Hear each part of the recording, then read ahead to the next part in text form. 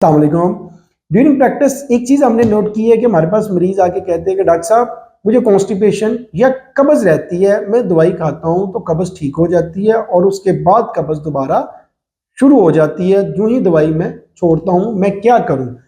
मैं हूँ डॉक्टर सुहेल, आपकी सेहत का दोस्त, और आप देख रहे हैं मेरा वीडियो चैनल।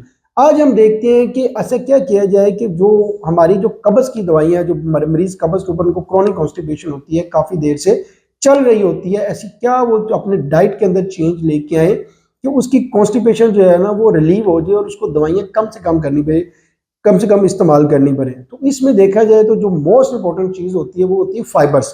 आप अपना फाइबर इंटेक ज़्यादा कर दें, आपकी कॉन्स्टिपेशन खुद ब खुद ठीक होने के चांसेस बहुत ज़्यादा हैं।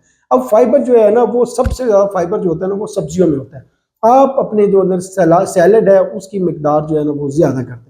आप जितना भी सलाद हैं कि वो हम यूज़ करते हैं, खीरे यूज़ करते हैं या कोई भी मूली, गाजर या कोई कुछ भी यूज़ कर देते हैं, वो मैक्सिमम इनटेक उसका ज़्यादा करें ताकि वो आपके फाइबर जो है ना वो ज़्यादा जाएंगे आपके अंदर। जो ही फाइबर ज़्यादा जाएंगे आपकी कॉन्स्टिपेशन रिलीव होने के चांसेस ज़्यादा हैं। देखा जाए जितने भी फ्रूट्स होते हैं इनमें फाइबर्स बहुत ज़्यादा होते हैं, लिहाजा फ्रूट्स के अंदर जितने भी हैं, मतलब कि एप्पल हो गया, कोई अमरूद हो गया, इसमें फाइबर्स बहुत ज़्यादा होते हैं। तो हमें इसके अंदर जो है ना फाइबर की इनटेक करनी है।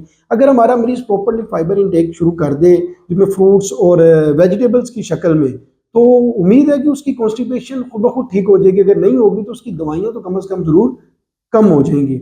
आज की वीडियो के लिए इतना ही, मिलते हैं नेक्स्ट वीडियो में। शुक्रिया, अस्सलाम वालेकुम।